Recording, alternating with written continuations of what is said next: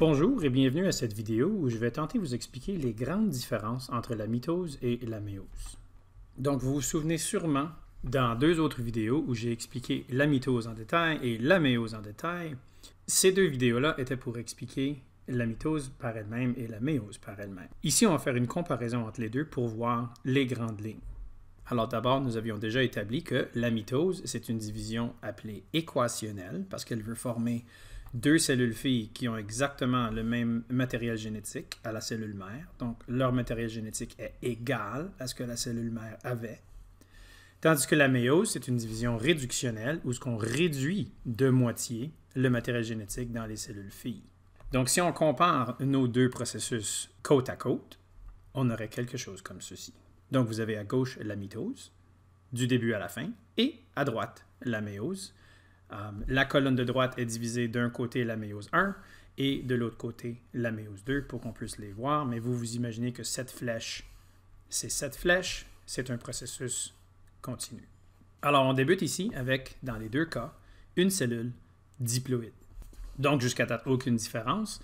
Si c'était l'être humain, on aurait 46 de ces petites patentes-là, nommées chromosomes, dans la cellule pour la méiose, et on aurait 46 pour la mitose. Ça, c'est une cellule qui est encore en phase G1 du cycle cellulaire. Cette cellule-là va passer à travers la phase S du cycle cellulaire. Même chose ici. Donc, la phase S va doubler la quantité d'ADN, c'est-à-dire cloner chaque chromosome pour former nos fameux chromosomes en forme de X. Même chose ici. Donc, pour raison d'argument ici, je vais appeler ça 2N. Mais pour pouvoir les différencier, ces deux-là et ces deux-là, on va appeler ça 2N fois 2. Pourquoi? Parce que les chromosomes sont dédoublés. Alors, une façon de s'en souvenir, le fois ici, qui est un beau petit chromosome, c'est pour le X qui est maintenant la forme du chromosome. Alors, 2N fois 2 et 2N fois 2. Vraiment, mon fois 2 ici veut dire l'ADN est dédoublé. Donc, on a 2 fois plus d'ADN ici et ici que là ou là. Ça, c'est l'objectif de la phase S. Maintenant, sur ce côté ici, on va rentrer en mitose. Et la mitose va aligner les chromosomes à l'équateur, va séparer nos chromosomes dédoublés en chromatides. Chaque chromatide va être apporté au pôle. Et on va pincer la cellule dans le milieu et on va aboutir à la fin. Regardez bien. À la fin, on a exactement ce qu'on avait au début. Donc, la ploïdie de ces deux cellules-là est 2N.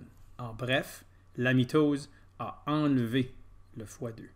On a dédoublé les chromosomes, puis après ça, on les a divisés en deux, chacun. Ce qui se passe ici, c'est très différent. On va entrer en méiose, méiose 1. Il va y avoir synapse, il va y avoir enjambement.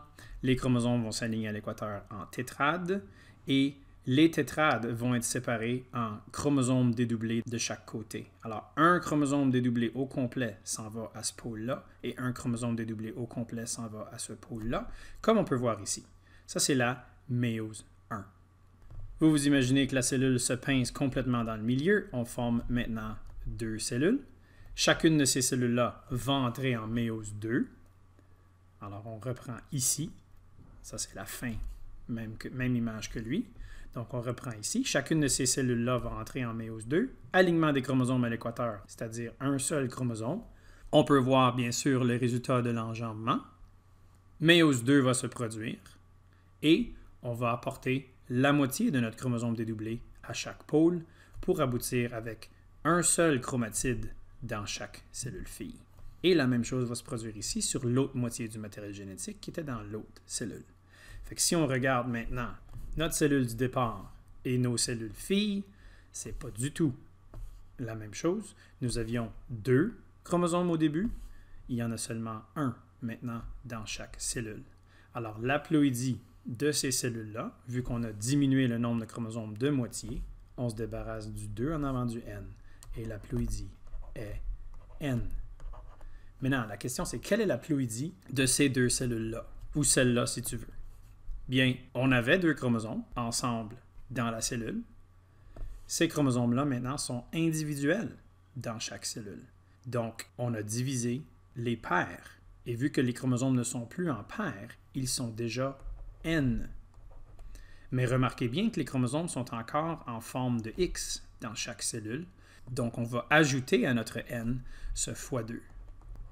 Pourquoi? Bien, parce qu'on a encore l'ADN sous forme de matériel génétique dédoublé. Et n'oubliez pas, le x2 voulait dire dédoublé. Qu'est-ce que la méiose 2 va faire? Bien, la méiose 2 va enlever le x2. C'est-à-dire, on n'a plus, à la fin de la méiose 2, on n'a plus les chromosomes sous forme de X. Ils ne sont plus dédoublés, donc on n'a plus le x2.